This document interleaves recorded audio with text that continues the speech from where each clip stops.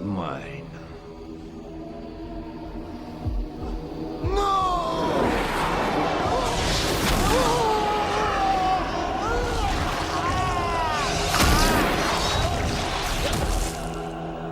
Fatality.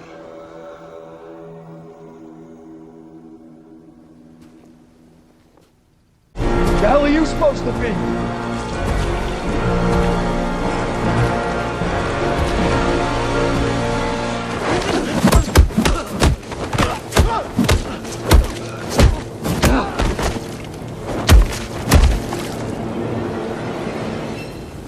I'm vengeance. Forget about the curveball, Ricky. Give him a heater. Well, shit. All these pitches to choose from. Maybe we ought to try something different this time.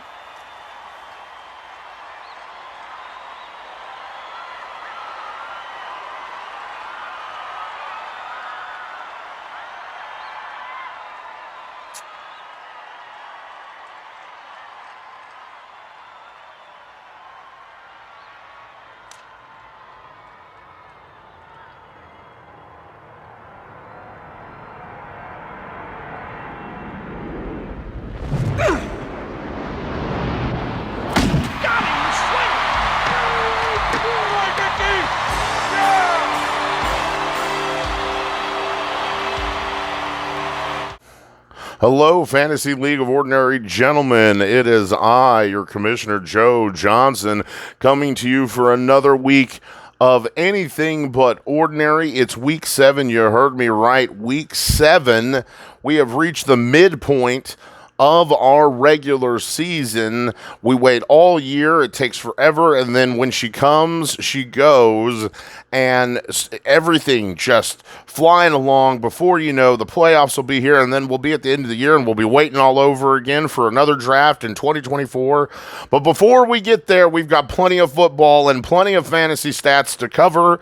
Before I go into it real quick, the usual spiel. Maybe you're joining us for the first time and jumping into all the craziness. Maybe you've been watching from the beginning of the year. And of course, if you're in the Fantasy League of Ordinary Gentlemen, hopefully you've been watching. If you haven't, you're missing out on all the fun that we really offer here. So either way, no matter who you are, where you are, we're hoping you have a good time. So take a moment, like and subscribe, get us out there. We want more people paying attention. We want more people to get into what we're doing. We want more people listening to Joe Johnson, right? So yes, please take the time to do that. Back on topic, let's go ahead and start this Week 6 review. From last week, if you remember, Game 1 gave us Evan Coles and Aaron Felch, and it was a great game. Both teams scoring well into the hundreds. And Evan, you did it, man. Just like Brennan last week, I thought you could do it. Looking better, looking healthy. It's 116 to 102. It puts you on the board. And like I said, no matter what, you may not have a great year. You may not even have a good year. You may be having a bad year, maybe a horrible year. But nobody walks away without a win in Fantasy League of Ordinary Gentlemen. Evan on the board. 1-5, so we've got a mountain to climb, but you didn't take that 6th loss, which is so important. You've got to keep it going. We'll talk about it. Patrick Mahomes, 17 points, not what you're looking for, but Denver, I guess we held Kansas City to 19 points, but either way, you do want more from Patrick Mahomes, and in a Denver team that we're horrible. You would expect and want more. Would have had about 19, 20 points had he not thrown an interception. Either way, still helps you get a win here. Derrick Henry, Alvin Kamara, both hit double digits, 19 and 17. I think Chris Godwin has a respectable day here, 13. Now, you kind of drop off here in the midsection. Curtis Samuel, nice flex play, getting you 14. But Justin Tucker, win in fantasy games with 18 points. It is definitely makes a difference here. You take away 18 points, and this game gets a lot closer. But yes, it definitely helps secure that win. 116 here on the score. And again, on the board, Evan, excellent. Unfortunately, Aaron Felch, it is one of those, I like the production. I just don't like the outcome. Kirk Cousins really doesn't help you here with only 8 points. Weird game in Chicago where I thought Minnesota dominated, but, Chicago looked as bad as they did, but it was just almost like Minnesota was just playing bad, and then we had the usual Chicago team. Low point game, not a lot of points for your fantasy team. Rachaad White doesn't help you here. Only 6 points, but the core here, Chuba Hubbard, CeeDee Lamb, Cortland Sutton, 16, 18, 14. You love that. Tyler Higbee, 3, but then Garrett Wilson hits the 17. You love to see that. Your defense goes positive with 10 points. You just fall a couple points short here. Unfortunately, 2 wins to start the year and then on a 4 losing streak. Lost the last 4 games, Aaron Feldt. So I know you'll be looking to do better in week 7 and a tough loss here in week 6. But Evan, not to take it away, good win here. You got to keep it going in week 7. Next game will feature Brennan Scala taking on Luke Gilbertson. And unfortunately, Brennan, you had a great win last week. I'd like to see you on the board. It was just a really tall order this week. I thought both of you guys would score well. It's a dominating performance by Gilby, 146 to 115. And, Gilby on a small win streak here. With this, you were able to go 3-3. We'll break it down as Desmond Ridder actually has a decent day. It's 16 points compared to, I know Jordan Love, you don't have him, and the quarterback situational play has not been great for you, Gilby, but a big win here. Travis Etienne comes in again with 23 points. Brian Robinson, 13 points. I thought kind of after he got into the end zone there a little early, we'd see a little more. Ends up, kind of petering out. I'm okay with 13 points, though. Jamar Chase and Adam Thielen, 14 and 28. Adam Thielen, killing it. I mean, absolutely one of the greatest draft picks of the year, in my opinion, especially for where you picked him up and what his, predicted outcome would be. Jamar Chase, you're okay with this 14, but you're not happy with it. You definitely expected more, especially with a first-round pick. And the Bengals, although they win, it sure didn't look pretty. And, maybe we do have concerns about this Cincinnati team, long term. But definitely not what I thought that, by week 6 we'd be dealing with. Granson gets you 9 points. I can't believe it. McLaurin, nice day, 14 points. I'm going to take it. Las Vegas' defense, 12, and Maher, 15. Every single person on your team went double digits except for Granson, who only missed out on double-digit points by 0.3. Almost hit 10, just really, really short, 9.7. But, yeah, solid play and a big win, especially when your opponent put over 110 points on you. Brennan, this is a situation that sucks in the sense that you took a 5th loss. It's not horrible. It's what you really are focused on here is you got the points, man. 115 is 9 times out of 10 going to get you a win. You love the production. You hate the outcome. CJ Stroud, 14 points, just not enough. Came down to earth a little bit in that game against a stingy New Orleans defense. Jonathan Taylor has a much better week. Things are looking to improve. An interesting game there against Jacksonville, but right now, from 4 to 11, that's a 7-point jump. I'm going to take that and be happy. DeAndre Swift still looking good against what was a tough Jets defense and a loss. Still 17 points, and then Cooper Kupp right back at it, 27 points, and still taking a loss when Cooper Kupp scores that kind of outage.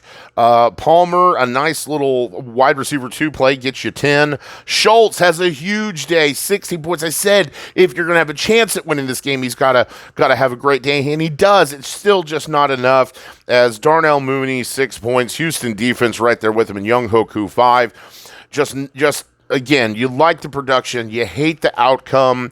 It's a tough loss to swallow. It's a frustrating loss, Brennan, but don't give up. Better luck in week 7. Keep it going. You'll get there, and Gilby looking to keep his production and winning streak going into week 7. Our next game features Dustin Warren and Brock Hudgens. This game, a little one-sided. Brock comes in, picks up a 4th win, and Dustin, it's going to be one-sided when you don't play your starters. Why is Amon St. Brown and Amari Cooper on your bench? At least you would have scored into the 80s and 90s. This game wouldn't be so embarrassing. It wouldn't be an 80-point differential. Pay attention to your team. That's why we brought you in here, not to give up free wins to other people. Now, to be fair, as we break down your team, Dustin, there wasn't going to be much that you could do had you brought in your starters and started them like you should.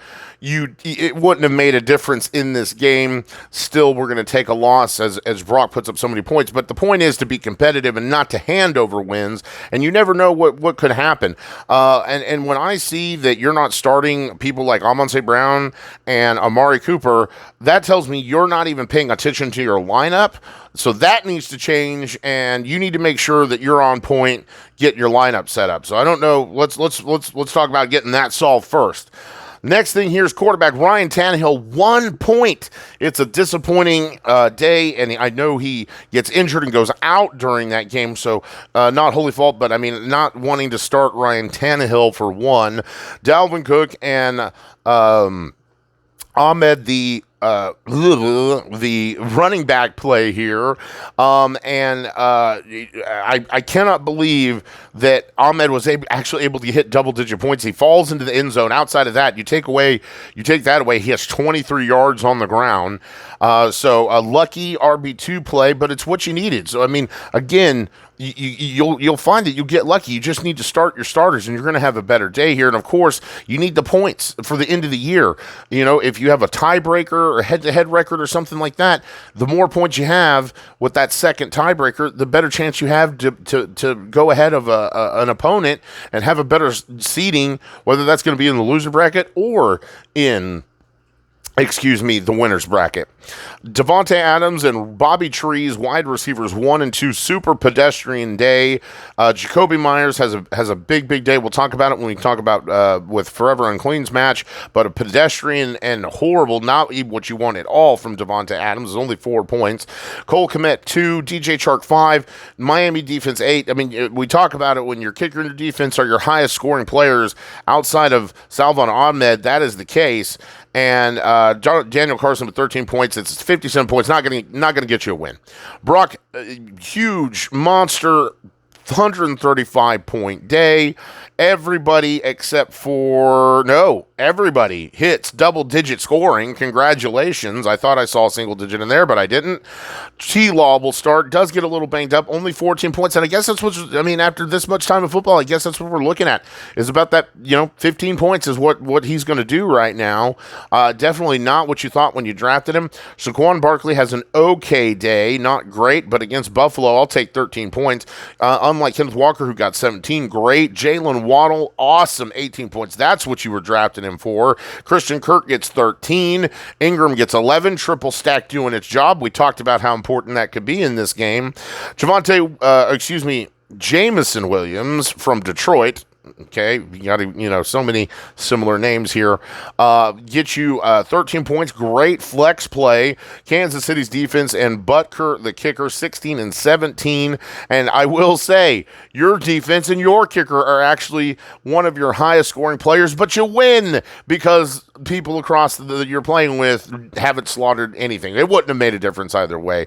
As I said earlier, Brock on a 4-game win streak. Unfortunately, Dustin, your third loss, and you'll be looking to do better in week 7. Of course, Brock looking to continue the high point scoring in week 7.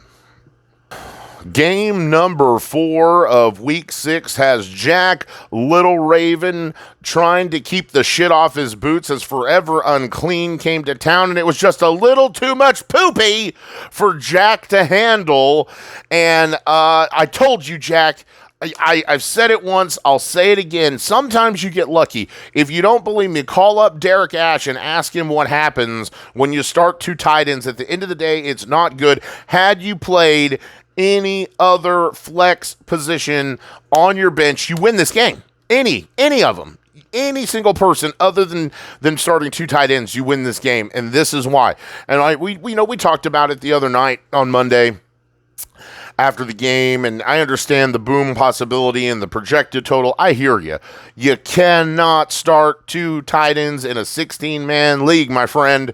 You can't do it. Use George Kittle, trade him, something. I mean, leave him on your bench, but if you're starting Travis Kelce, you're not starting Kittle. That's just the answer to this breakdown of your team. We'll start with Jared Goff, who had yet another great outing, 22 points. I like the start, even though Dak had a better day. I still think you made the right decision here. Zach Moss and Ramondre Stevens, running backs 1 and 2. Zach Moss has a great day. I cannot believe he still is having this kind of fantasy production with Jonathan Taylor back. I mean, it's hilarious. And Stevenson, 18 points.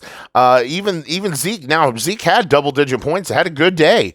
But Stevenson was able to fall in the end zone. You take that away, he's got 46 points on the ground, or 46 yards on the ground. So keep that in mind. Mike Evans, subpar day, and so does James Reynolds. And 8 points each, okay? Travis Kelce, huge day, 21 points, exactly what you needed. But then George Kittle, 1 point. And what do you lose by? Half a point. I mean, it's so close. Ended up being the closest score game of the week.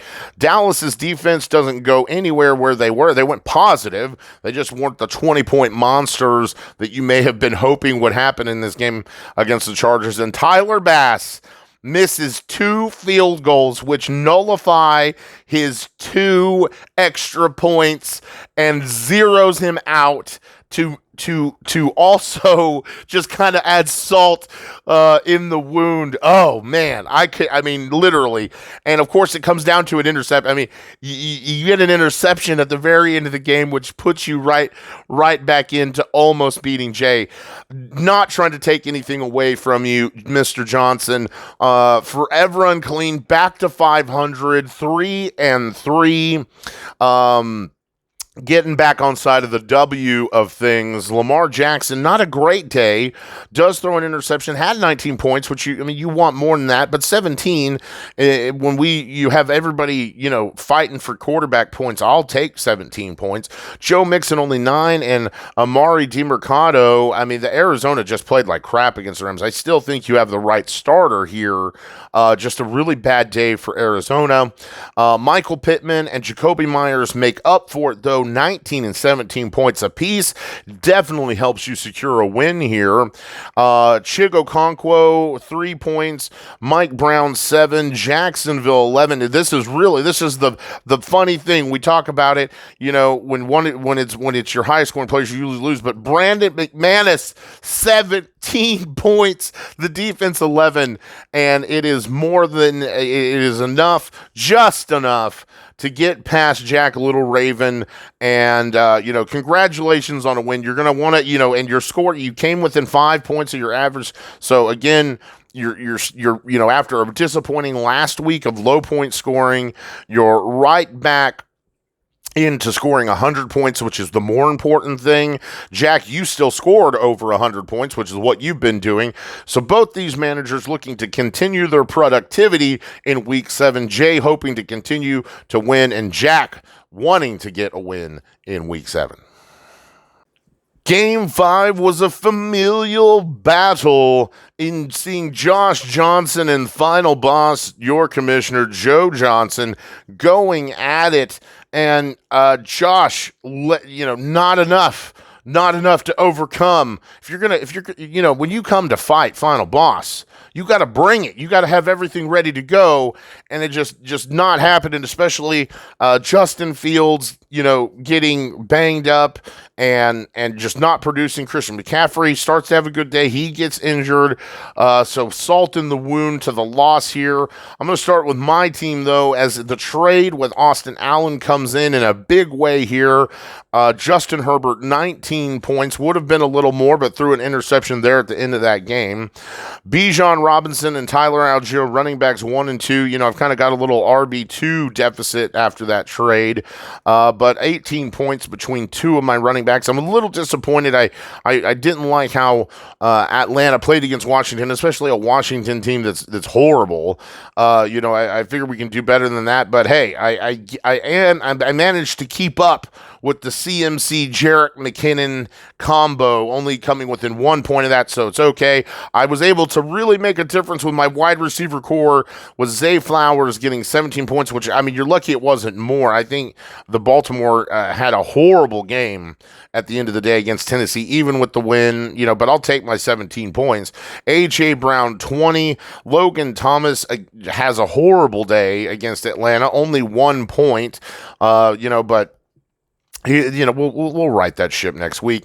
Keenan Allen with the stack with Herbert gets me 21 points. Cleveland's defense goes positive. I was worried all week about should I have picked up another defense? Should I drop Cleveland? And they're so good I don't want to. But even against that who I think is the best team in the league with San Francisco, was able to not only get a win, but still score positively in fantasy. So, yes, man, Cleveland's defense is for real. And Sanders, my very, very, very average kicker, because Miami just, you know, scores so much, he just kicks field goals. So, you know, either way, 112 points here to your 86. And most of the time, and in this week, 86 is just not enough to get you a win. We talked about Justin Fields. He got banged up. He only gets 4 points in this game. Didn't even play well. Might not be playing in week 7, so you may be looking for a new quarterback in week 7, which I think you should be looking for a new quarterback anyway, whether he was hurt or not. I mean, the Bears are horrible. CMC does get banged up. Your tape, you know, you're keeping an eye on that for week 7. He does get you double digits before he went out, so that's good. Jerick McKinnon had a touchdown, had a 80-yard run. It was a massive run, gets called back because of a holding call. And, yeah, it's disappointing that he only walks away with 5 points if you're you. If it's me, it's hilarious, and I love it. So, again, only 5 points there. All receiving, nothing on the ground, by the way. Devontae Smith, again, seems to be in this barren. I mean, it's all the A.J. Brown show. I think you're happy with the 9 points, to be perfectly honest. I mean, you've seen what his production has been as of late. So, yeah, I'll take the 9 points. Tyler Lockett gets 15. Hawkinson, 11. You like that? JSN, 8. Okay. Atlanta defense, which was a good pickup, still gets you 8. Okay. And then Matt Gay, 10. 80 just at the end of the day. Not enough from the key components of the core of your team. And unfortunately, Josh, a third loss in a row, sitting at 2-4. Of course, this win will get me to 5-1, and I'll be looking to take that into week 7. And of course, Josh looking to bounce back and hopefully pick up a win, get out of this losing streak in week 7. Our next game of week 6 will feature Chandler Taylor and the Grand Wizard Forrest, Heart of the Cards Dozier, and the dream season continues. The Cinderella story of 2023 and Forrest Dozier walking hand in hand. 6 games in a row. Forrest trying. I don't know if he'll make it. Like I said, we have a long way to go. But Forrest trying to be the first team in Fantasy League of Ordinary Gentlemen history to go undefeated and make the playoffs. Forrest just wants to make the playoffs, period. You are 2 games away from guaranteeing that to happen. We'll look about it in week 7. We'll talk about it in week 7, what it's going to look like this week. But let's recap this game. We'll start with you, Chandler, and we told you, man, the triple stack will make the difference for you in this game. This is the one problem you have when you have so many players from the same team, and that is if they have a bad day, you have a bad day. Josh Allen, 13 points. Weird game against the Giants, even though they win. I mean, I don't even know what Giants team I was watching. I accepted the last play of the first half and the last play of the second half. That's the Giants that I expect. You're on the goal line and you can't score a touchdown, and it absolutely costs you a game here. Whereas the other point, every other point in time in this game, they are, holding Buffalo to 14 points. It makes no sense. 13 points. Even has an interception, so you lost out on a little more points here. James Cook and Blackshear, running backs 1 and 2, banged up at your running back position. And then, of course, James Cook has a rough day, which, you didn't expect it. This we thought was going to be blowout. You were going to be passing it first, and then once Buffalo's up big, we'll have all this junkyard time with James Cook, and it just didn't pan out that way at all. Stephon Diggs and D-Hop. Diggs has the game of a game that you'd expect with 20 points, but unfortunately D-Hop against Baltimore falls short with only 3. Kyle Pitts gets a touchdown. Oh my, I cannot believe it. 14 points. And he is one of your highest scoring players, and it just wasn't enough. KJ Osborne, 8 points, so a nice little flex play there. New Orleans, 7, and Prater, 11. It's just not enough from the core parts of your team. The running back section and your wide receiver 2 really let you down here. 88 points, just not going to cut it, especially against the Grand Wizard himself. It's another win. It's over 100 points. So that's all that really matters for us. And then, of course, that you still remain unblemished as Jalen Hurts has 19 points. Could have been a little higher. He did throw an interception, but 3 interceptions is what I meant. So, you're losing 6 points there alone. Your overall point total could have been higher is what I mean.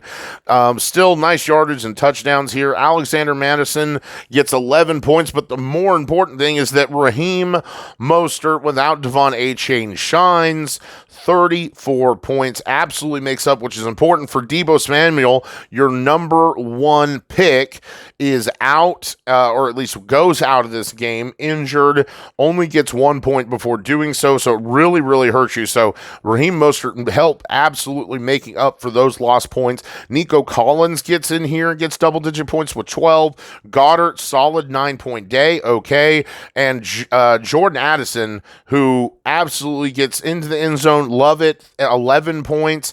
Buffalo's defense goes positive. Moody gets 3 points. All together, it's 108 points. It's not one of your giant 100 and whatever wins, but it's over 100 points. It's almost 110. You love that, and more importantly, like I've said already, it's a win here in Week 6. You're going to look to continue the win streak and see if you can get to that number 7. Like I said, one more game, and you basically made the playoffs. 2 more wins, and you absolutely guaranteed a playoff position and will be the first person to do so for the season if you can do it. Of course, Chandler falls to 3-3. You're sitting at 500. You're okay, buddy. Just looking to do better production and come away with a win in Week 7. Game 7 of week number 6 was a very close game. Not as close as Jack and Jay, but 9 points, and Jordan was winning. Derek had to come back and take the lead over him, and you thought Jordan at any point in time could come back and beat Derek. It just didn't happen that way, as the Chargers couldn't really get much going on the ground. We'll start with you, Jordan.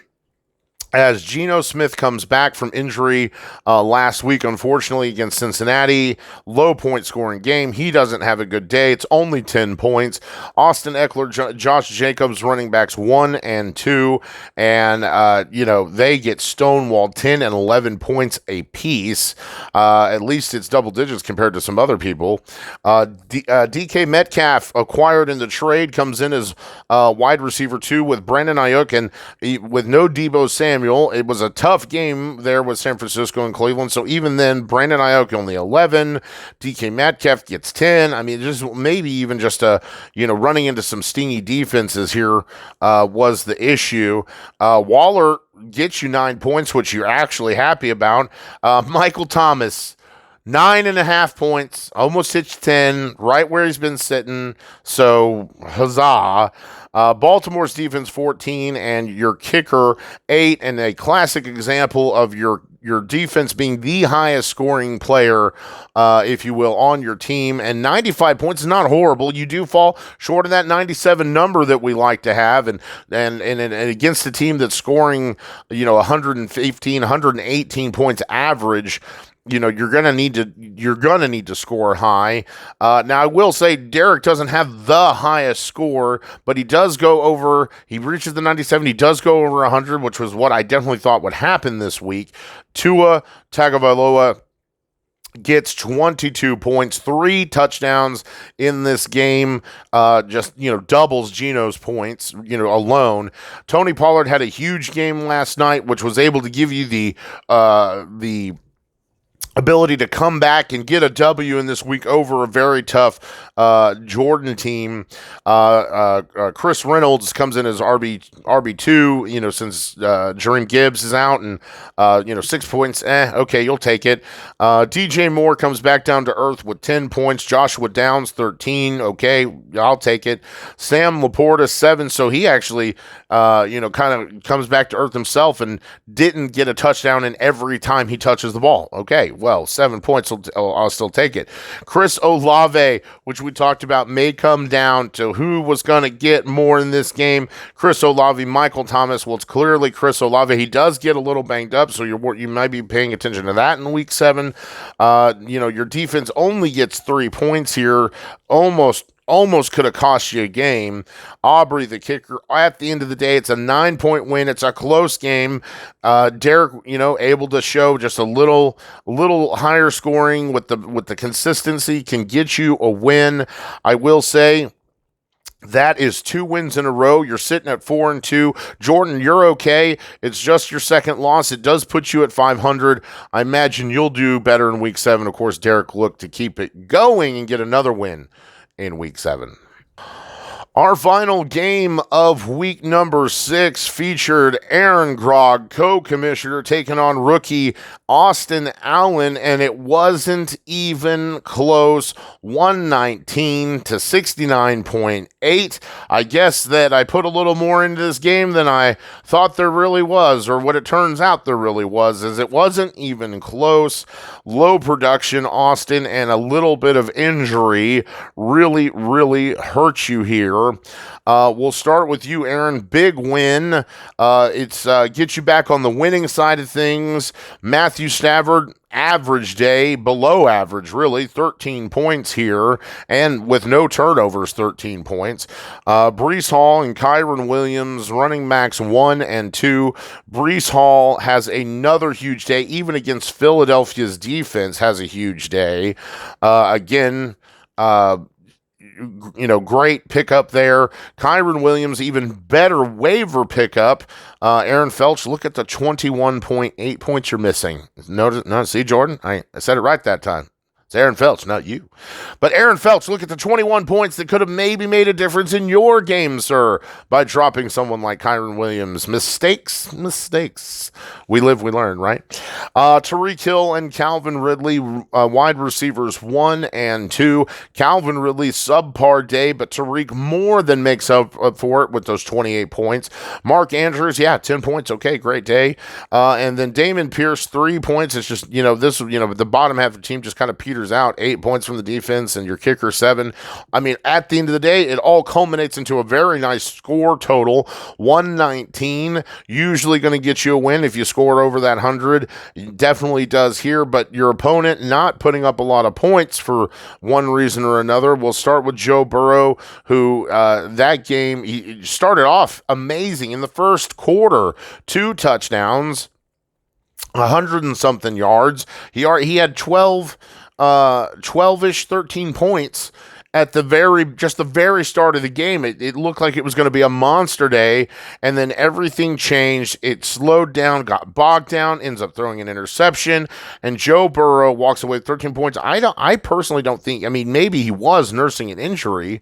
I don't personally feel that that's really affecting him all that much, just that the Cincinnati offense can't get things really going and being on the same page.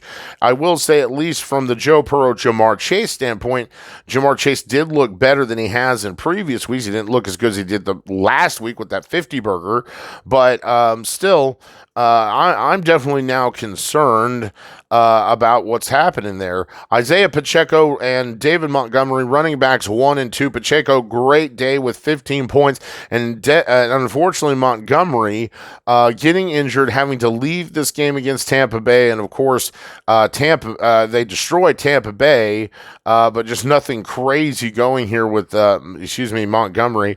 Puka Nacua and T. Higgins, wide receivers 1 and 2. Unfortunately, the stack with T. Higgins not working out this week, but then you've got Puka Nacua, and I don't know if you should be worried. I know that's a lot of talk with the fantasy shows today, is should we be panicking on Puka? One game doesn't necessarily mean that for me, but if you continue to see this, you're going to start him next week and see how it goes. But if it's another disappointing week like this, then he's bitch material at that point in time. Zach Ertz, only 4 points to the volume down in what was a rough game against the Rams. Jerome Ford was actually able to get 11 points, so you're happy about that. Definitely is a better flex play than Dameon Pierce. Detroit, the defense gets 9 points, and your kicker only 1 point as he misses a field goal, and it has 2 extra points, so it just kind of evens out there to 1. 69 points. You do not like the production. You do not like the outcome. Austin, you're banged up, especially David Montgomery, some kind of cartilage issue there, so you are banged up. It's their second loss in a row. You're going to look to do better, and hopefully you will. The one thing I don't like if it happens to me, obviously, but I don't like it when it happens the other way around. When you make a trade and then that person gets hurt, it's just so devastating, not only like for your team, but like mentally and for your morale. I'm one of those, like, call me an old, DBZ saying kind of guy. Like, I don't want the easy win. I want my opponent to be at full strength. I want to be able to put up a fight. I want the challenge of getting the W. I want the challenge of outsmarting my opponent. And like I said, you've got some good plays this week, and acquiring the stack for your team, I think, is beneficial to you. Just a rough week this week, Austin. Looking to bounce back, and Aaron Grog gets a win from the loss last week, sitting at 4-2 and looking to continue the success into week 7. Well, Dave, if you throw up our Week 6 standings for me, sir, we can take a breakdown and confirm that there is undefeated as of right now. The Grand Wizard Forest Dozier's Cinderella season continues, and it hasn't struck midnight, still has on those glass slippers, and I love the greetings in the morning for us, just really rubbing it in and letting us know where you're at. I'm thoroughly getting a kick at it. As Joe, as fantasy boss, you can fuck right off. I'm sitting right behind him at the number 2 position, 5-1, the only 5-1 team in the league. So I'm pretty happy, and I'm on a 3-game win streak myself, so I'm gonna look forward to keep that going into week 7. I truly don't even know who I play yet. Of course, we're gonna find out here shortly who we all play, but I'm quietly having a good season and enjoying it. Right behind, sitting at 4-2, we have 3 teams: Brock Hudgens, Aaron Grog, and Derek Ash. All those teams getting big wins this week.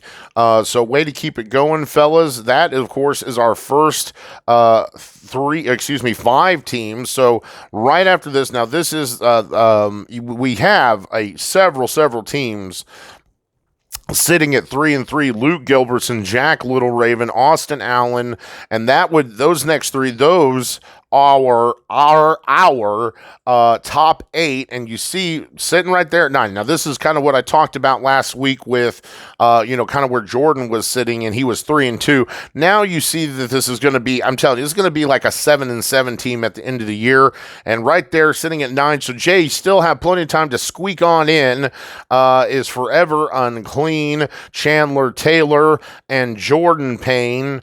So you guys, and for everybody, not just just you guys, but looking, on the outside looking in, I don't even like to use that term this early. We don't even start talking about playoffs until about week 10. So we got about 3 weeks before we're really kind of going to see how the playoffs are going to set up. So plenty of time to get into this top 8. Sitting at 2-4, 2 teams, Josh Johnson and Aaron Felch. You guys kind of on a little bit of a loss streak here. But as we hit the mid part of the season, things are going to start to even out. You guys just need to make some solid decisions and everything will be all right.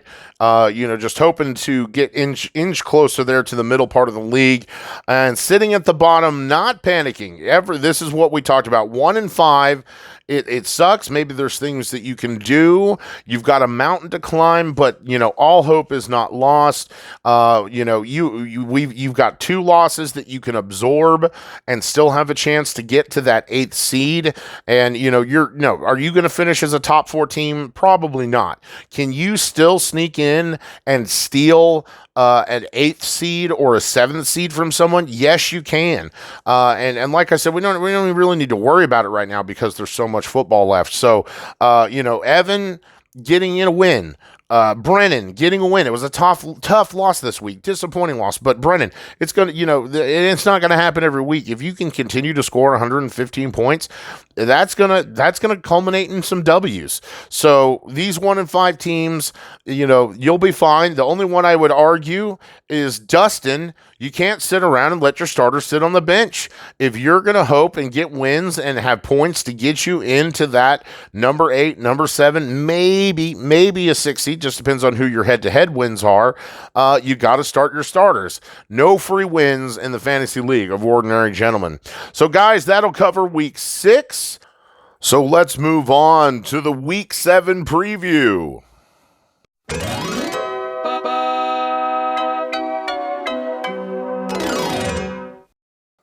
And Week 7 will start not with Brennan Scala, not with Evan Coles, but the new number 16, Dustin Warren, rookie, taking on veteran player Derek Ash. And, Derek's a guy who knows how to get to the playoffs. He's done it before, faced old final boss, didn't make it past me in the first round. I just love referencing that, Derek. Sorry, it's just really fun win that I really liked.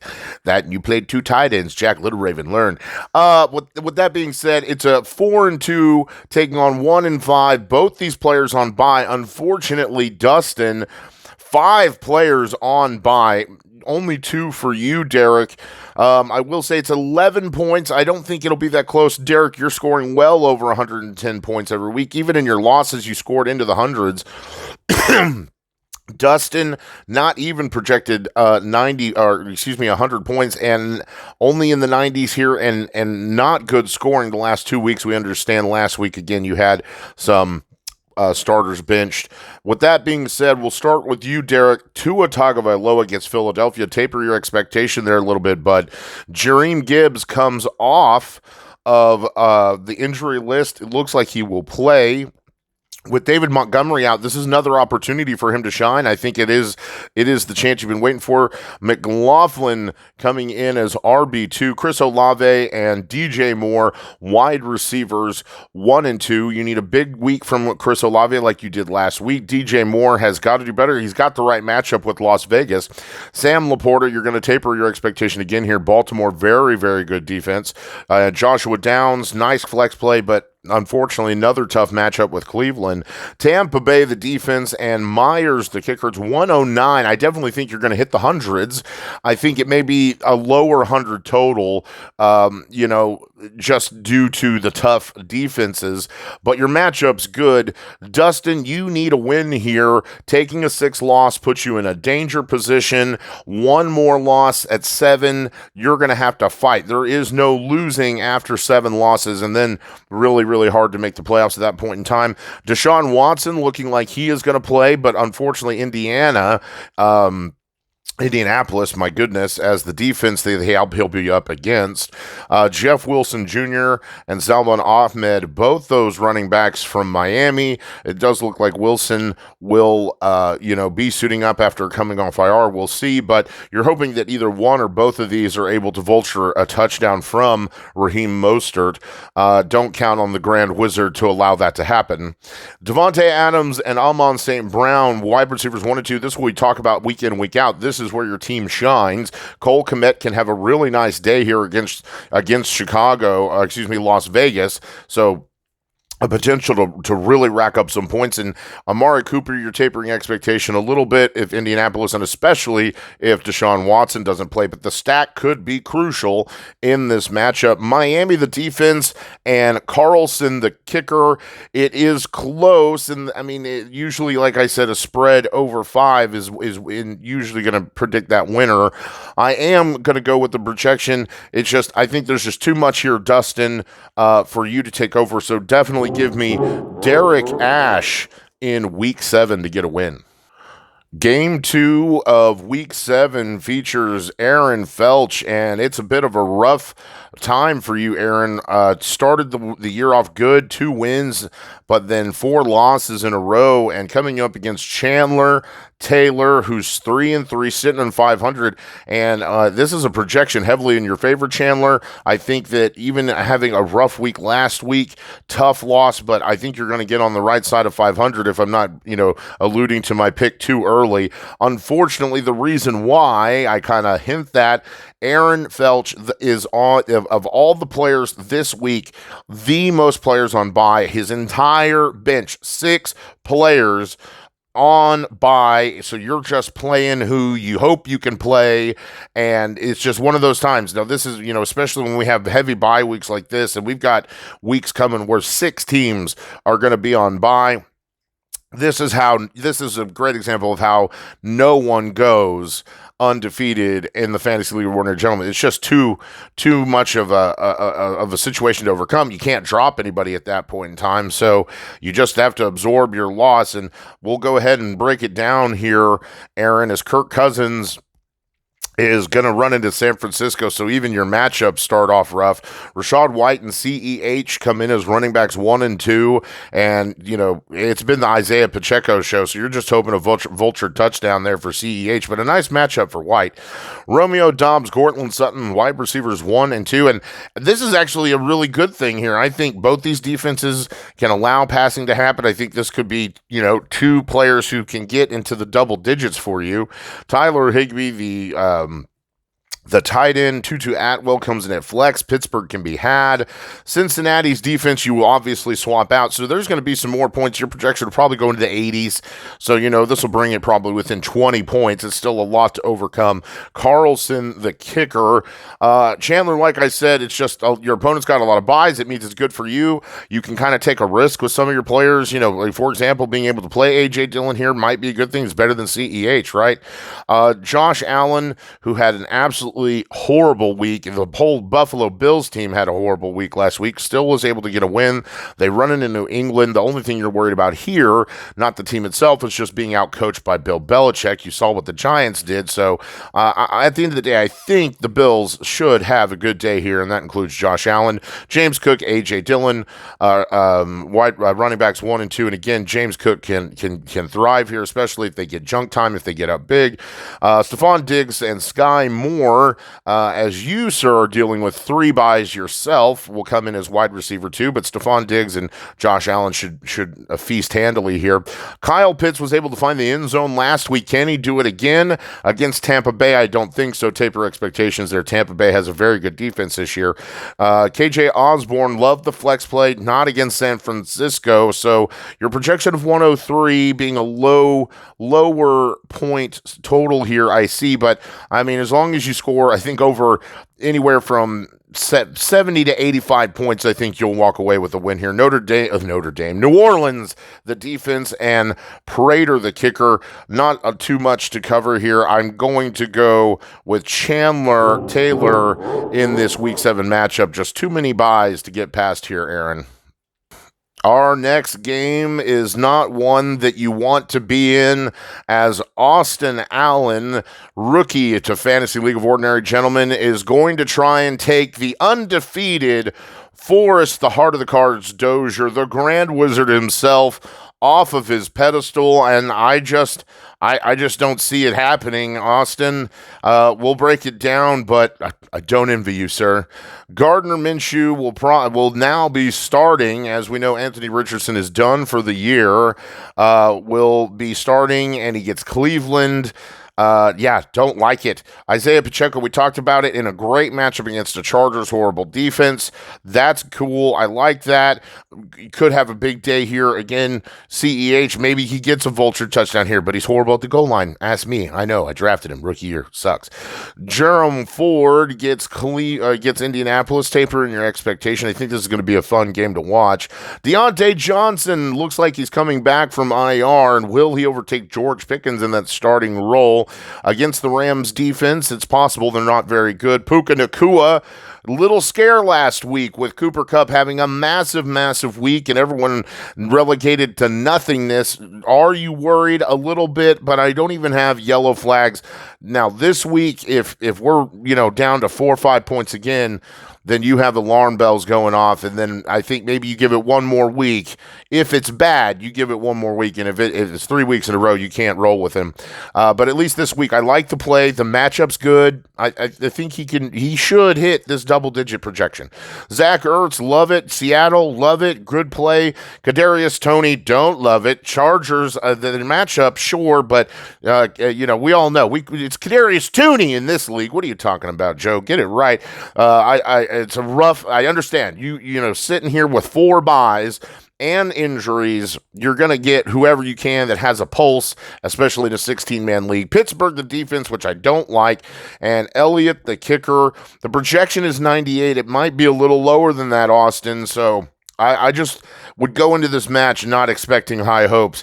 If you're the Grand Wizard, on the other hand, the dream season continues, and dare I say it, it looks like it's not going to stop this week. Jalen Hurts against Miami. This will be a fun game to watch. Alexander Madison and Raheem Mostert, running backs 1 and 2. Taper expectation here for us. San Francisco and Philadelphia, very, very good defenses. Top 3 defenses here. You will need the shit magic this week, with these guys for sure. Deebo Samuel banged up, but it does look like he's going to play. Minnesota's allowing over 300 yards a game in air yards. It's ridiculous. It's horrible. Great matchup. Same thing.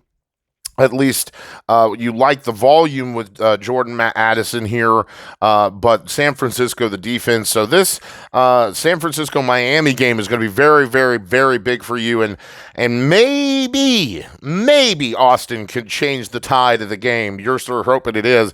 Another game in this, another player from this game, Dallas Goedert, but you like the stack with Jalen Hurts here. Just, again, it's going to be an interesting game, but depending on what Miami defense we get here. Justice Hill will come in as your flex play, which I don't like, but I like it better than Tooney, I'll say that much. Buffalo, the defense, and Moody, the kicker. It's 118, even with the matchups. It's 118 to 98. Austin, I'm sorry, bud. It is what it is. Until I see otherwise, I have no reason why not to, and the matchups are bad. Give me the Grand Wizard in Week 7 to get a win. Game 4 of Week 7 is the closest game, at least on paper, this week. Half a point will separate these two players, Brennan and co-commissioner Aaron Grog, going at it. And Brennan, I just will say, I'm sure, I don't know if you listen to every episode or just some episodes. If you listen to this one, isn't it nice not even to be in the first 3 games, just sitting in the middle of the pack? Because you have a chance here, my friend, to get a second win. 2 players on bye this week, but your opponent also dealing with some injuries, some tough matchups, and 2 players on bye himself. Brennan, will start with you, sir. As I said, coming into this game 1-5. Pickett will be your, quarterback ticket on the Rams. It's not the worst defense. He could actually do something here. Jonathan Taylor and DeAndre Swift, running backs 1 and 2. Jonathan Taylor's getting better. He's putting up more points. Maybe the trend, you need to see the trend. He got 4 points. Now he got 11. Add 7 more. Can he get 18 points? DeAndre Swift has been fantastic. But again, it's this Miami-Philadelphia game. And it's just, what are we going to see here? Cooper Kupp and Palmer coming in as wide receivers 1 and 2. I like, Kupp here against Pittsburgh and Justin Palmer against Kansas City. I mean, they've been a very good defense here. So, if it's really just the Keenan Allen show at this point in time. And then who's that tight end? Parham, that guy, whatever. What is he? Hill. Taysom Hill. Okay, I was like, T. Hill. Who is T. Hill that's a tight end? Taysom Hill will come in here against Jacksonville. So hoping maybe for a rushing touchdown or maybe he gets a passing touchdown here. Nothing that is actual tight end work, right? Darnell Mooney will come in and be your flex play against Las Vegas. I could see him getting a long touchdown here. Seattle's defense and Young Ho Koo, the kicker. You actually have the projection, favor here. 100 to Aaron Grog's 95. Aaron, we talked about it. You've dealing with some injuries, unfortunately, some rough quarterback play. 2 players on by yourself, but you've been holding your own. 4 and 2. Some very good waiver pickups have helped you do that. Also getting into some trades there, as we mentioned with Forrest. Unfortunately, the buys hurt your running back core the most, as hoping to get some kind of volume and touchdown play with Jordan Mason and I cannot remember Javon. Is it whatever, the Williams guy from New Orleans? I'm going to look like an idiot. Don't know his name. Tyreek Hill and Calvin Ridley, wide receivers 1 and 2. And yeah, great plays here. Unfortunately, they run into tough defenses, and just another reason why your projection is low here. Mark Andrews against Detroit. Detroit's playing great. And so maybe that actually helps Mark Andrews here. Maybe Lamar Jackson's going to check down to him a little more. But that Baltimore offense, it's like even against Tennessee, you've really expected more, and it just didn't happen. Gabe Davis comes in flex here against New England. Like the play, especially if they focus on Stephon Diggs, which I'm sure Bill Belichick will. This will help James Cook. This should help Gabe Davis as well. Philadelphia, the defense, and Patterson, the kicker. It's 95 to 100. Brennan, you may like this, you may hate it. Half the time, more than half the time that I pick the person in this match, the other one wins. So I'm going with Brennan Scala to get a win in Week 7. I think at least statistically it's just too much, especially with Jonathan Taylor and DeAndre Swift. I mean, look who they're going up against. I mean, it's such a big hole. There could be 2 goose eggs this week, and Aaron, just too much come over. But then watch, because I picked you, somehow, Grog walks away with a win here, but that's not how I think it's going to go here in Week 7. Our next game is very, very close. Game 5, Week 7, features Josh Johnson taking on rookie Jack Little Raven. Both these guys, rough losses, 2 and 4 for Josh, taking on 3 and 3. So, a chance for you to kind of even up the middle of the playing field here, Josh. I will say that this is a game within 2 points. Absolutely no way. This game could go either way. No way to predict who's going to win this game. Josh, we'll start with you, as Derek Carr will come in, and you're ready to go. I mean, this is who you're starting. No buys, nothing. So Derek Carr, rough quarterback play, and Jacksonville's defense. So hopefully he gets these 14 points. You get to enjoy what I enjoyed last year and what Gilby was enjoying earlier this year. CMC, who is banged up, he's projected points, but good chance he's not going to play. If that happens, then this projection changes dramatically. Antonio Gibson comes in here as a running back 2, and so funny, the anger of leaving him on the bench last week. He's got to get into the end zone for you this week to make it count. Devontae Smith needs some volume and touchdown work. Tyler Lockett hitting the double digits needs that to continue. TJ Hawkinson gets San Francisco. Taper your expectation. And JSN flex playing, but Arizona's defense, they were horrible. So good chance that Tyler Lockett and JSN have a good week this week. Atlanta, the defense, and Gay, the kicker. It's 105. Like I said, your biggest concern here is will CMC play? And if he doesn't, who are you going to bring in to replace him? Jack, again, tough loss last week. Dallas's defense brought you within half, a little more, about 0.7 points of getting a win, and couldn't overcome Forever Unclean, but you've cleaned the shit off your boots. You've waded through that mud, and now it's time to hopefully get on the right side of 500. Jared Goff gets Baltimore. I don't think you're looking at this 25 point game like you had last week. That sure is what you could use, especially going against Derek Carr to get that quarterback win this week. Zach Moss, unfortunately, it's just, when is that volume gonna dry up? And he's still been relevant the last 2 weeks, but you've seen it, Jonathan Taylor, more and more, and eventually it's just gonna be a dried up riverbed against Cleveland in a stingy defense. Tape your expectation for both of those possibilities. Ramondre Stevens gets Buffalo. Just another tough matchup. You've got to be able to push through it. He's got to find the end zone. What I like here is Mike Evans and Reynolds, wide receivers 1 and 2. Unfortunately, Reynolds getting a tough matchup with Baltimore, but Mike Evans could feast against Atlanta. Travis Kelce, big day here against the Chargers, very possible. And then Wan'Dale Robinson. No, Kittle, I love it. I understand Kittle may even have a good projection, and it's Minnesota, I believe, but you can't do it. Don't do it, and you can really help yourself out here. Washington, the defense, and Bass, the kicker. I really don't know who to take here. Oh my gosh, it's so close. The matchups, lots of tough defenses in this game. At the end of the day, I think that if CMC doesn't play in this game, and just the matchups, I think, are just a little better than you've got, Shaq, I think it might be a disappointing loss. If I have to pick, and I think I do, give me Josh Johnson to get a win here in Week 7.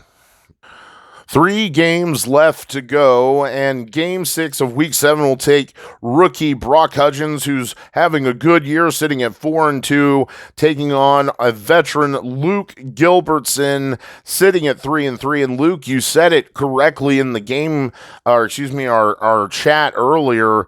Another year where you're having the most points scored against you. I don't know why. It is your thing, taking high point losses and just not any fun. I mean, still, though, you're sitting at an even 500. Unfortunately, 3 buys this week and some very tough matchups. We'll start with Brock, though, as T-Law comes in against New Orleans. Taper your expectation there, as New Orleans has a good defense, but you saw what Jacksonville was able to accomplish against Buffalo. Saquon Barkley and Kenneth Walker, running backs 1 and 2. Great matchups here. Washington, Arizona, definitely could hit these high projected numbers, could make a difference in this game. Jalen Waddle, Christian Kirk, wide receivers 1 and 2.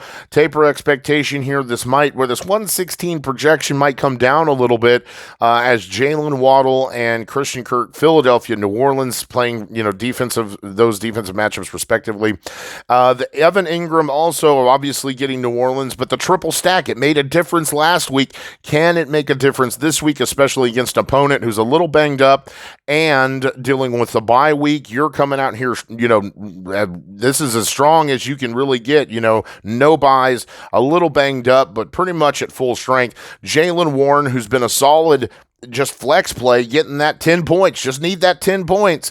Can he do it here against the Rams? I think so. Kansas City, the defense, and Butker, the kicker. 116. I don't know if you're going to hit that 116, but I definitely think you're going to go into the hundreds. Gilby, it could be another big week loss, my man. Jordan Love comes back. The match with Denver, he's got to get into the 20s. Got to get that first beginning of the year production this week. Aaron Jones, Travis Etienne, running backs 1 and 2. And, you like the matchup here again with Denver and Green Bay, but, Travis Etienne, taper expectations with New Orleans, Scary Terry and Drake London, wide receivers 1 and 2. And, Scary Terry's gonna have to have a good game against the Giants in order to make up for what you think is going to be Drake London's lack of production. Jonnu Smith, who could be the number 1 tight end in Atlanta, he's just at least a touchdown magnet this year against Tampa Bay, who could be stingy. Maybe that's going to happen. You need it to happen. Brian Robinson comes in as the flex play. I actually like it even more than Jaylen Warren, especially against the Giants. That Denver Green Bay game and the Giants Washington game going to be big for you. Las Vegas, the defense, and Maher, the kicker. Your projection 110. This game within 6 points. Unfortunately, Gilby, I think this is a chance where both of you guys score over 100 points and you still lose. So if I have to choose, it's close. But yes, give me Brock Hudgens to get a win over Luke Gilbertson in Week 7. Our second to last game features Jay Johnson, forever unclean, sitting at 3-3, taking on Evan Coles, longtime friend of the Johnsons. Evan Coles, we go way back. Unfortunately, having a rough start to the year. Evan 1-5, 2 players on bye this week, and a little banged up here. Jay has 1 player on bye and a little injured himself, but more or less he's ready to go. We'll see if Javonte Williams reclaims his role here. We'll go ahead and break it down as the shit wins will try and overtake yet another opponent. The shit magic, maybe Forrest gave him a little to stave off Jack Little Raven last week, but here we go. Lamar Jackson has got to have a better week than he has as of late against Detroit. I guess we're going to see, but I've said it before, when we see that Baltimore offense, we're just expecting a little more right now, but Detroit's playing very good. Javonte Williams and Royce Freeman will come in as running backs 1 and 2, and with the injuries at running back in LA, you're just hoping Royce Freeman gets a touchdown here. He's projected to get as much. Javonte Williams really needs to reclaim his role, especially considering who he's lined up against in Evans' team. Michael Pittman and Jacoby Myers have been excellent for you at wide receiver. Unfortunately, Pittman running into a tough defense with Cleveland, and then Gardner Minshew. Gardner Minshew's been great for him. Again, I stress that with Minshew now being the starter there, if you're have a receiver from Indianapolis, I think you're happier than you were with Richardson. Myers gets Chicago, and he has just looked great with Jimmy G. Unfortunately, Jimmy G banged up. So will Myers be the recipient of all the passing yards, or will that go back to Devontae Adams this week? You sure need it to be him. The matchup's good. Gerald Everett, a good pickup here, getting Kansas City, and I could easily see him getting into the end zone. Hollywood Brown at flex in the soft Seattle defense. I love this. Jacksonville, the defense. McManus, the kicker. It's 100 points, but I could see you've been scoring over that, and your team has the potential to really go off. Is it going to be this week with some tough matchups? We'll see. Evan, you have come out with Alvin Kamara being back, a different team. You had a very, very, very close loss. You could be 2-4 instead of 1-5. So this game a little closer maybe than it might appear. You sure have the chance to get a win. Patrick Mahomes gets the Chargers, so you expect this 20-point game. Alvin Kamara, who is just look like the Alvin Kamara of old. Not that they really have anybody else to go to, but I mean, he's looked great against Jacksonville. Maybe you're tapering expectation a little bit, but I have no reason to expect, this 16-point projection could happen. Kareem Hunt, you're just hoping falls into the end zone. Here's your RB2. Chris Godwin and Jerry Jeudy, running backs 1 and 2. They have good matchups. They have got to get some volume. That's the problem. The Muth comes back at tight end and gets the Rams. It's a good matchup to see some production and hopefully some touchdowns. Curtis Samuel, who's looked good against the last couple weeks, gets the Giants this week. So, you love the flex play here. I don't know if I like it more than Hollywood Brown, though. San Francisco, the defense, and Tucker, the kicker. I tell you what, if you ever needed your defense and kicker to make a difference in a game. This is one, and just like I said with Dustin, you're not out of the frying pan yet. You're 1-5. Things are getting better, but we have got to do something, and this week you definitely need a win. It's a chance the projection is in your favor. Alas, Evan, I hate to tell you, I'm going to go with Forever Unclean in this match. At the end of the day, I think the running back core overall is maybe a little more solid. I mean, Alvin Kamara is the best running back there, but can he make up for Kareem Hunt's banged up, and the usage has not been good. Jerome Ford is clearly the starter, so, what's that going to happen? And then the wide receiver core is clearly better from start to finish, and yeah, I mean, this game is within 2 points. 2.5 points, not even. It could go either way, but yes, give me Forever Unclean and his stinky poopy ways to get a win in Week 7. We've reached the last game of Week 7, so Dave, if you would, please. I'm ready! I'm ready. I'm ready. I'm ready. Oh, yeah. Wubba lubba dub dub!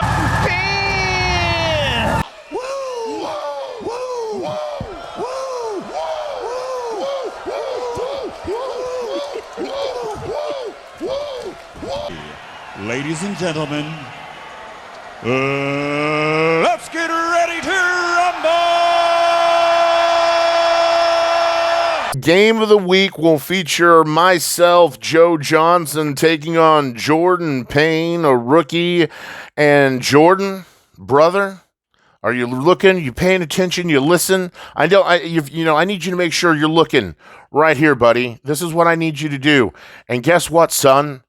It's time to play Final Boss. And Jordan, let me tell you something. This isn't a March Madness group. This isn't basketball. This isn't collegiate sports, okay? This is the NFL. This is football. This is where men are forged. This is the fantasy league of ordinary gentlemen. And I thought, man, look at the guy. He organizes all these people. Look at the competition. Look at everybody. And I come in and I take y'all's money. Oh my goodness. And then I'm like, well, okay, Jordan, he finished in the top 10 people, the payouts. Okay. This guy, he can bring in some people, make the league look good, offer some better competition. And what happens? You give me 1-5 Brennan Scala. You look at you, 3-3. You're not even going to, at the end of the day, you couldn't even make the playoffs. You're sitting at, 10, 11?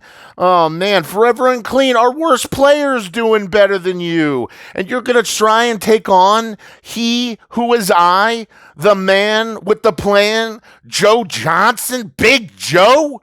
Please, let's break it down, fan. I'm going to start here with Justin Herbert. That trade with Austin looking really, you let Austin. You brought him in. He made that trade. I didn't even offer it. I was done. I'd washed my hands. And Austin goes, but I trade. We could swap the handcuffs. Oh, Sandy, make the trade. And I'm like, yeah, I'll take that all day. Hope you enjoy the Cincinnati Bengals. And now look at that Montgomery hurt. Surprise, surprise, surprise. You did that. You did. I don't blame you, Austin. You don't know any better. You're just a babe in the woods. Jordan knew what he was doing to you. So when you look at your team, Austin, you blame Jordan, okay? And then you blame yourself because you draft like shit. Jordan, you can blame yourself too, but I got a little off topic. I just saying I enjoy Justin Herbert. Bijan Robinson and Zach Evans, a waiver pickup, will be my running backs 1 and 2. Hopefully, with the injuries in LA Rams there, that I'm going to get the volume here and sneak into the end zone. I do like the matchup with Pittsburgh, so I think, they can be had. Not a good year for Pittsburgh.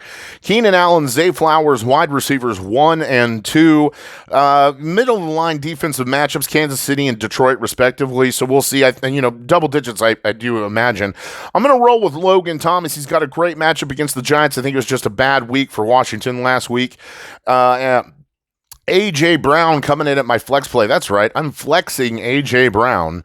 And who gets Miami? It's going to be a very interesting game. Again, just what Miami, I've said it, with all the other, there's a big game this week, Miami and Philadelphia, what Miami team shows up here. Cleveland, the defense, and I will get a kicker. So when I do, my projection will then go above the, yours, and then I will be projected to win. Nevertheless, because I'm fair and a kind master, I will go ahead and break down your team as Geno Smith gets Arizona. You like the matchup. Arizona clearly can be had. Austin Eckler did not look good last week, but you ran into Dallas's defense. Can he have a better day against Kansas City? Most likely. Josh Jacobs definitely has a good matchup here against Chicago. I expect that to not be too fun for me. Michael fucking Thomas better not do anything. I swear to God, Jordan, if Michael Thomas against Jacksonville of all people, I swear to the love of Christ, this better not be a thing. Just get his 9 or 10 points and move the fuck on, or worse, I swear, Michael Thomas, fuck off. DK Metcalf against Arizona, I don't like that, and it gives you the stack here, so this could be a nice play, a way to get points here. Darren Waller, Washington's defense, great play here. This 10 points completely possible. Brandon Ayuk gets Minnesota with Debo banged up. If he plays, you're going to taper your expectation a little bit here. If he doesn't, I'm worried. You're happy, and we're just going to see. I mean, again, Minnesota's defense not good, not scary. Like this matchup here at flex play. Rams the defense, Hopkins the kicker. It's 119 to 113. Like I said, when I get a kicker, that will probably change to about 119, 120, maybe, same. It will either be 119 apiece, 120, 121, something like that. We will be within a 3-point game. It's so close. Super, super close. Good matchups for both of us. Kind of stingy in certain places, but you already know, we're 7 weeks in. I don't pick against myself.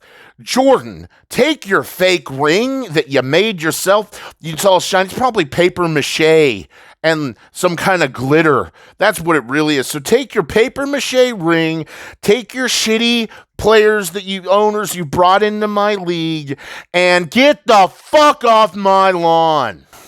Guys, that takes care of week 7. Let's bring up the power rankings, and there you can see it. I have, at least right now, regained the number 1 power ranking position for the rest of the season, but right behind me is Aaron Grogg, so we're just kind of going back and forth, depending on probably our point totals each week. Jordan, you're right there. I mean, look, it's 1 and 3 if we kind of want to look at it that way right now. So, again, another reason, both projected high in this game, both projected to do well. I think we are the game to watch, my friend. Derek, you haven't moved, and Gilby, even though you're sitting at 3 and 3, you've got the most points scored against you. You're coming in at number 4. Brock, number 5, I should say. Brock, you're right behind him. The Grand Wizard, I'll say it for us, some things, even with that trade, you went from out of the playoffs to back in, and I can't argue with it. So, yes, I do see you coming into the playoffs again. I don't even know why it has you at 6, but I imagine you'll be a much higher seed than that. But, this is all speculation. So Brock, the Grand Wizard, and bringing up, oh my goodness, can you believe it? Josh Johnson back in the playoffs, according to the power rankings. So sitting on the outside looking in, it's too early. All these terms are just for fun, just to talk about. So much could happen in the next 8. I mean, we have 8 weeks of playable football left, so before we even get to the playoffs, so all this could change. But if we want to use the term so we know in the positions where we're at, middle of the table, outside looking in, 9, 10, 11, Austin, Jack Little Raven, and Chandler Taylor. So you guys, what can I do to just get that little extra, change the tide, get into the playoffs, sneak in if it were to end today? At least on power rankings, of course. And to finish up the bottom 5, Brennan Scala, keeping moving up, buddy. Love to see it. Evan Coles moves up. Love to see that. And then Jay Johnson, unfortunately, falling down forever unclean. Dustin, you moved out on the projection. How about that? Dustin, even after a loss, goes to 15. And Aaron Felch falls to our worst team projected on the year. But there it is, guys. I mean, like I said, you're just looking at this as an idea of what, will I need to do something? Do I feel okay?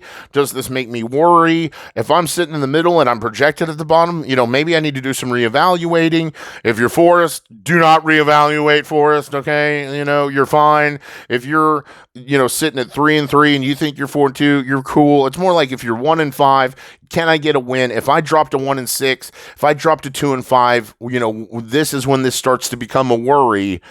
To everyone this week, unless you're fake ass Jordan Payne and you can get the fuck off my lawn. Real quick shout out to David Vaughn, Triforce of Shadows, makes us happen. I say it every week. He works really, really hard, and we really appreciate him. Give him a look-see, get him some work, and like and subscribe. Get us out there. We hope you're enjoying the content. Take care and peace out.